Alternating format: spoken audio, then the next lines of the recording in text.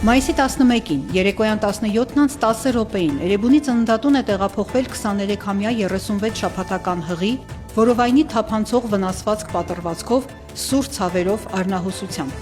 Նախնական տեղեկություններով կիրակի երեկոյան ուժգին քամու ժամանակ տանիքից պոկվել է թիթեղի մի կտոր եւ հարվածել այդ պահին բակում գտնվող հղի կնոջը, վնասելով որովայնը։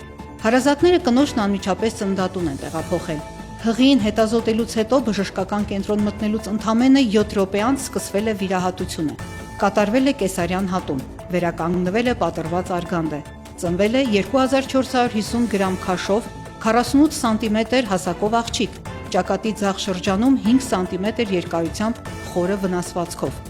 Վերքը կայելու նպատակով նորածինն անմիջապես տեղափոխվել է Սուրբ Աստվածամայր բժշկական կենտրոն։ Մոր եւ երեխայի վիճակը բժիշկները գնահատում են բավարար։